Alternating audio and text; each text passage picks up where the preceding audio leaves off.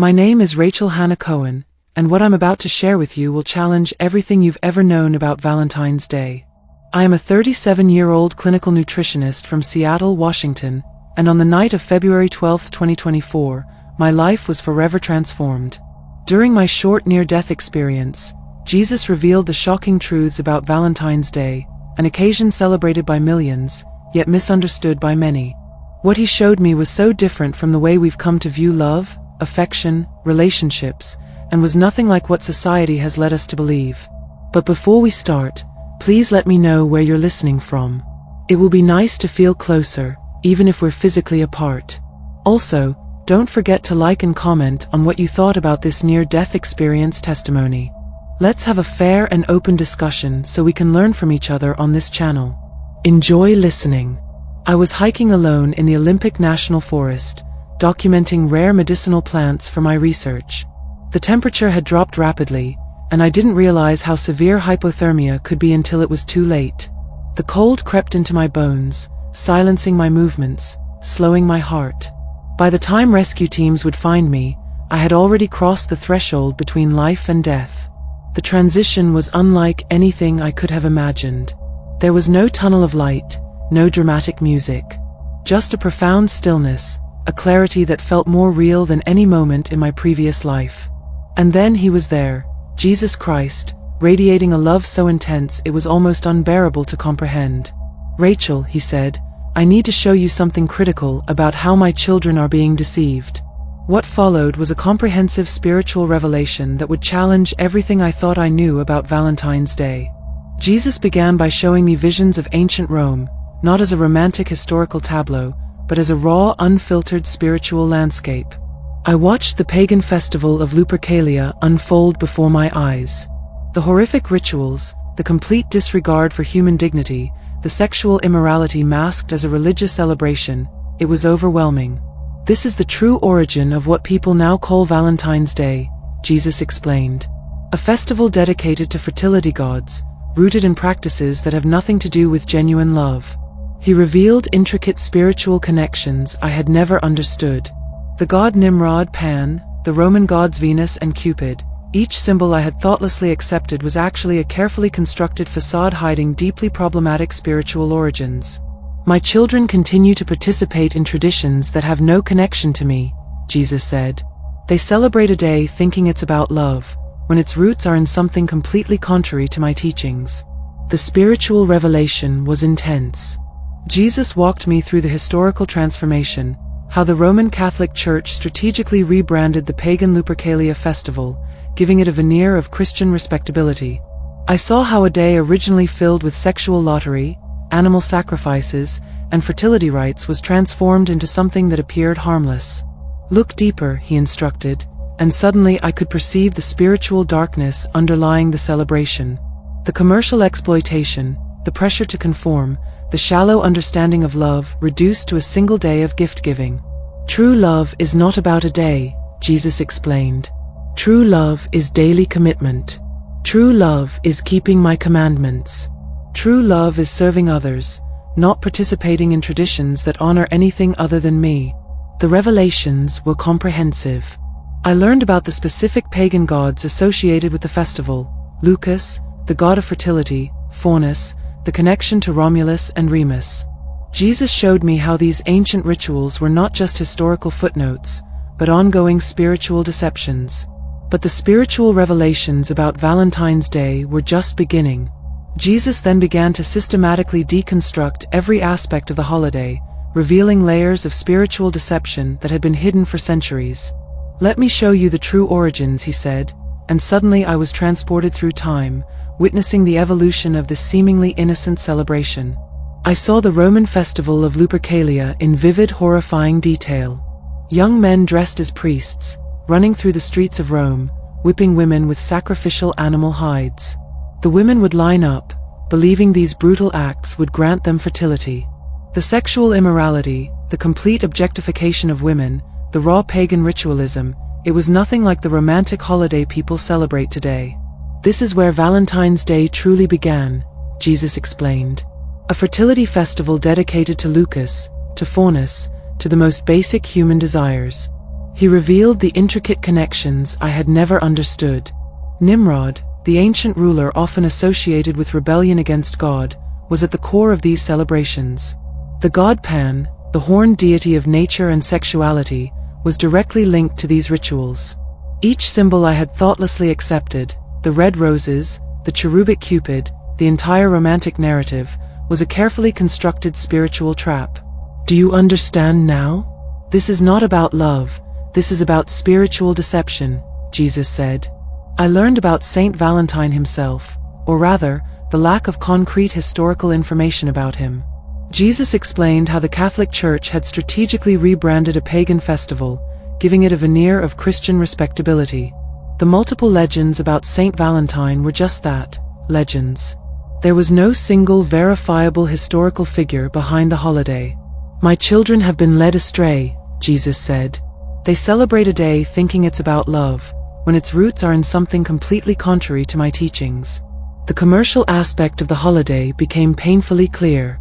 I saw visions of billions of dollars spent each year, of marketing campaigns designed to manipulate emotions, of people feeling pressured to prove their love through expensive gifts. The average American spends nearly $20 billion on a single day, a day rooted in pagan fertility rituals. Jesus' eyes held a deep sorrow as he gestured toward a vision unfolding before me. I saw the familiar symbols of Valentine's Day, the cherubic figure of Cupid, the deep red roses, and the romantic rituals celebrated year after year. But as the scene shifted, their true origins were revealed, and my heart sank with understanding. That is not an innocent child with wings, Jesus said. He is no angel of love. The image of Cupid flickered and changed, revealing something far older, far darker. In ancient times, he was known as Eros, a god who did not inspire love as the world believed, but uncontrollable desire, infatuation that consumed without care for consequence. His arrows did not bring true devotion but lust, a force that overtook reason and led people into temptation. The scene shifted again, and a deep crimson flooded my vision, roses, rich and velvety, filling the hands of lovers across the centuries. They were a universal sign of romance, but Jesus showed me where they truly came from. These were not meant to symbolize purity or devotion, he said. They were offerings to Venus, the goddess of sexual immorality, a symbol of passion detached from holiness. I watched as people, unaware of the weight these symbols carried, exchanged them in blind devotion to a tradition they had never questioned. The world had painted these things as beautiful, but beneath their surface, their origins whispered a different story, one of indulgence, one of deception. And then, I saw something even more troubling. The earliest celebrations of this so-called Day of Love had nothing to do with honor, commitment, or sacrifice. In their truest form, they were rituals of chance, a lottery where names were drawn, not to create bonds of faithful devotion, but to assign partners for temporary pleasure. Strangers thrown together by fate, their connection lasting only as long as the festival dictated. There was no true love here, only an echo of the ancient chaos that had once defined Lupercalia. This is not how I defined love, Jesus emphasized. Love is not about a single day. Love is not about commercialization. Love is about daily commitment, about keeping my commandments.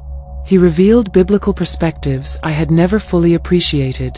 Love, in God's view, was about obedience, about serving others, about maintaining spiritual integrity. The Apostle Paul's words rang true, "Do not be unequally yoked with unbelievers." And in that moment, I knew. What the world had dressed up as romance, as affection, was a counterfeit, a carefully disguised shadow of something much older, much darker. Love was never meant to be left to chance, dictated by pagan rituals or bound to fleeting passion. Love, as Jesus had always intended, was something greater, something holy. And it was time to see the truth. Then Jesus began to systematically reveal the 10 critical reasons why Christians should avoid celebrating Valentine's Day, each point a spiritual arrow piercing through centuries of cultural deception. First, he said, understand the spiritual warfare behind this holiday. He showed me visions of how paganism infiltrates modern Christianity, not through overt rebellion, but through subtle compromise. Lupercalia wasn't just an ancient festival, it was a spiritual template that continued to influence generations. The festival's core remained unchanged, a celebration of fertility, sexual immorality, and human desire, disguised now under the veneer of romantic love. The sexual immorality aspect was particularly shocking. Jesus revealed how Valentine's Day creates a spiritual environment that encourages premarital sexual relationships.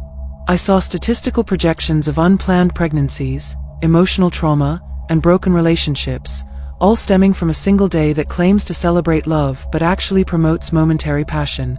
Your culture has commodified love, Jesus explained. Love is not a product to be purchased on a specific day. Love is a daily commitment, a spiritual discipline. He walked me through biblical references, showing how God's definition of love fundamentally differs from the world's understanding. 1 Corinthians 13 came alive. Love as patience, kindness, not keeping record of wrongs. Not love as a commercial transaction or a one-day performance. The historical connections became even more intricate. I learned about the Roman gods, Venus, Cupid, Juno, and how each symbolic element of modern Valentine's Day traced back to pagan worship. The red roses, Venus's sacred flower. The cherubic Cupid, a representation of sexual desire, not innocent love. People think changing a name changes the spiritual essence, Jesus said. But renaming a pagan ritual doesn't make it holy. He revealed how the Roman Catholic Church had strategically absorbed pagan traditions, a practice called religious syncretism. Lupercalia wasn't eliminated, it was rebranded. The love lottery became saint name drawing. Sexual rituals became romanticized courtship. The spiritual darkness remained, merely disguised. My understanding of spiritual warfare deepened. This wasn't just about a holiday, it was about maintaining spiritual integrity, about being set apart as true followers of Christ. Many believe they're harmlessly celebrating love, Jesus explained. But they're actually participating in a centuries-old spiritual deception. The economic dimension was equally revealing. Americans spend nearly $20 billion annually on Valentine's Day, a massive spiritual and financial investment in a holiday with deeply problematic origins.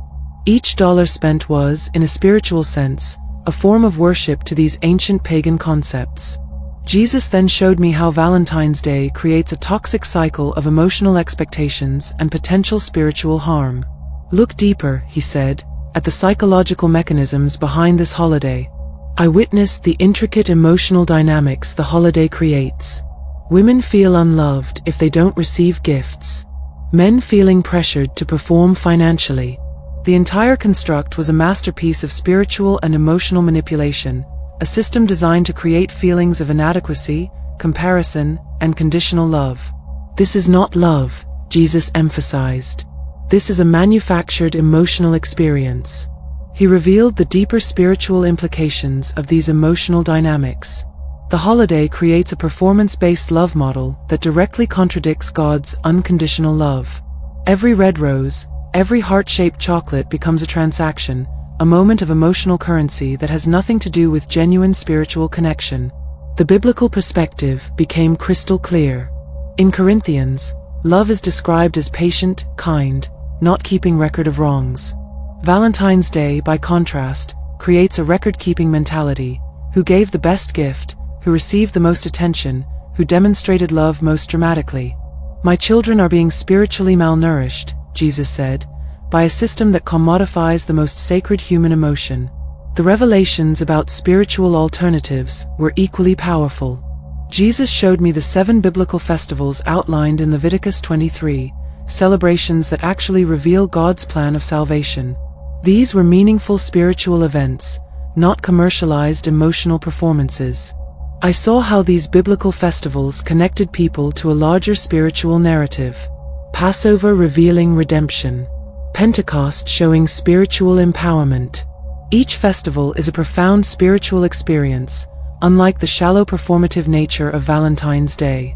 The economic manipulation became even more apparent. Corporations had transformed love into a multi-billion-dollar industry. The average American spends nearly $20 billion annually, not on genuine connection, but on temporary tokens of affection. Every purchased gift, Jesus explained, is a small act of spiritual compromise. The symbolic elements became painfully clear.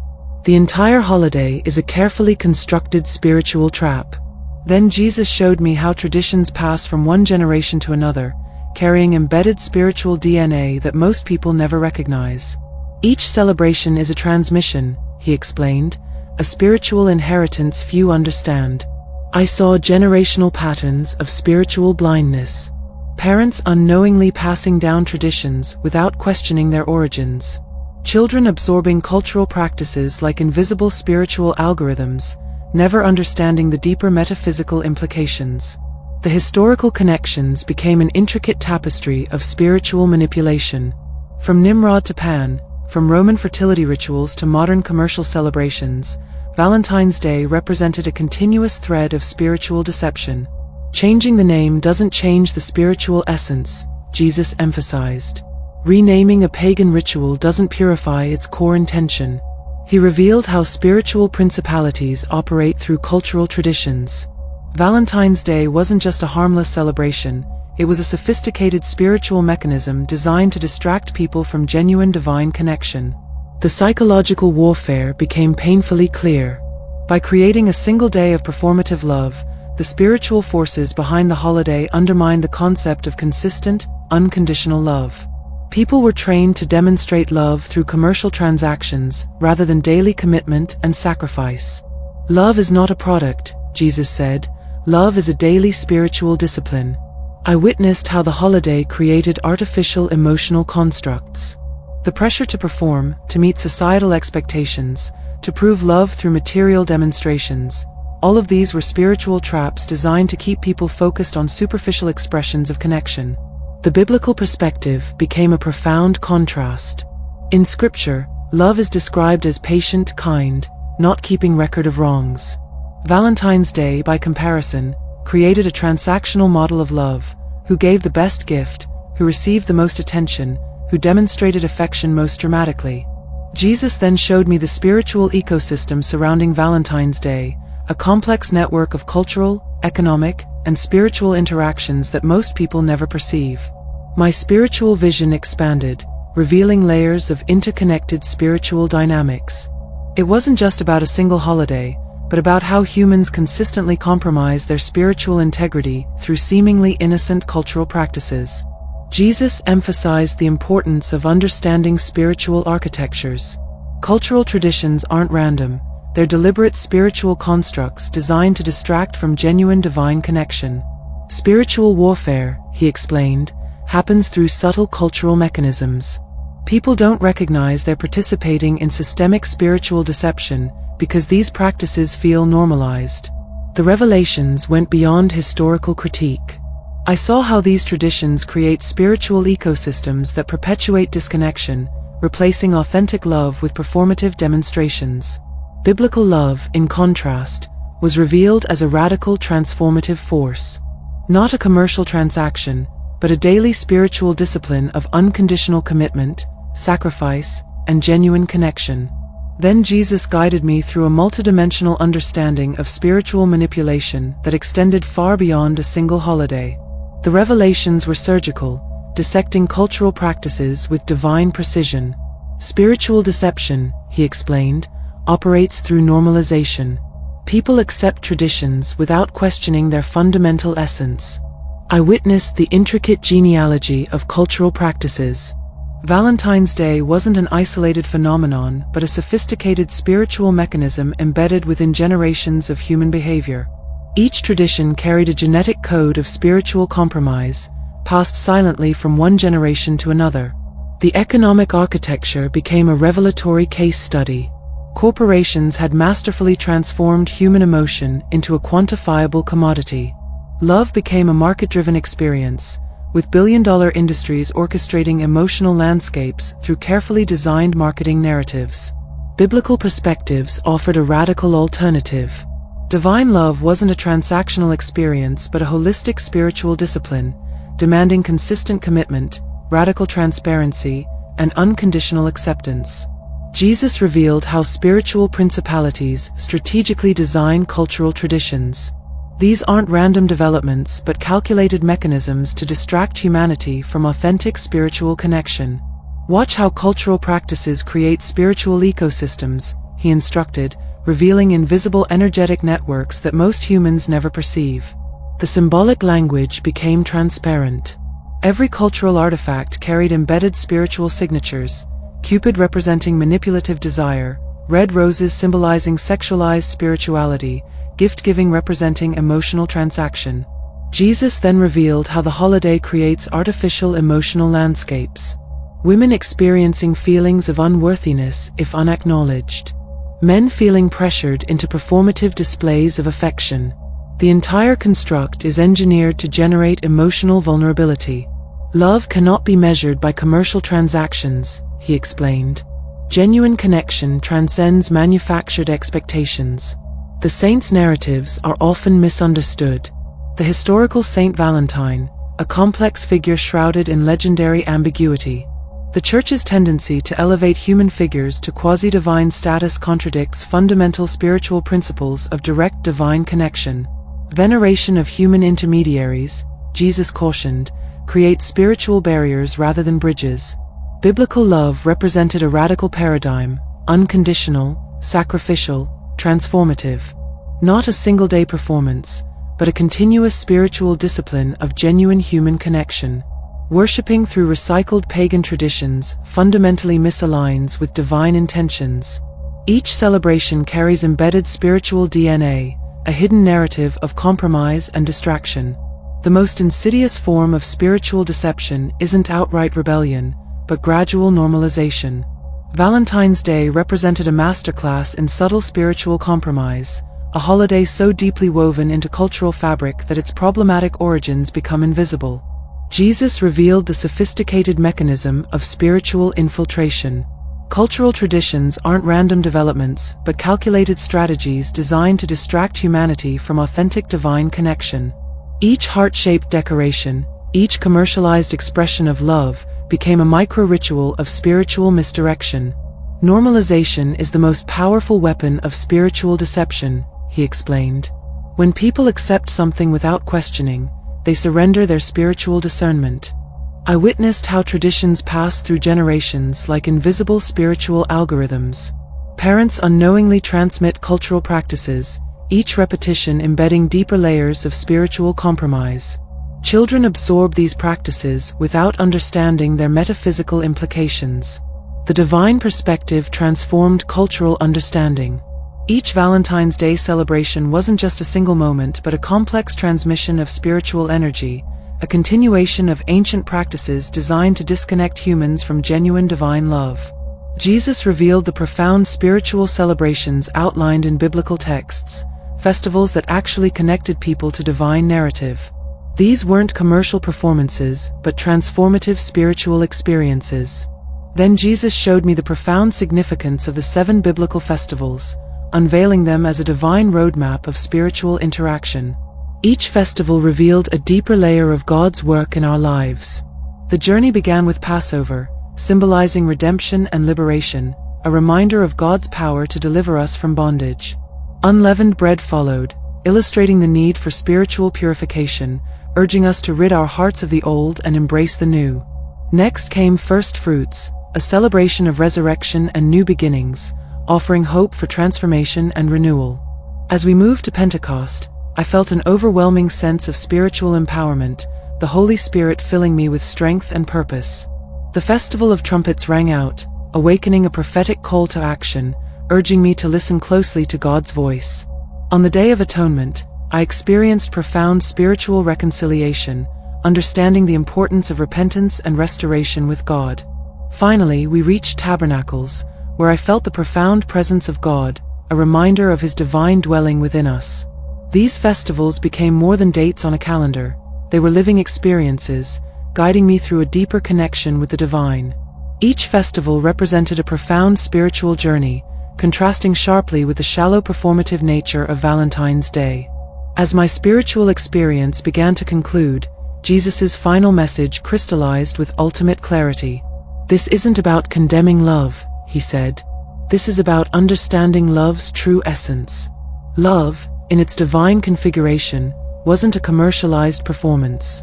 It wasn't a single day of prescribed romantic gestures. Love was a daily spiritual discipline, an ongoing commitment of unconditional acceptance, radical transparency, and sacrificial service. My children have been systematically deceived, Jesus explained.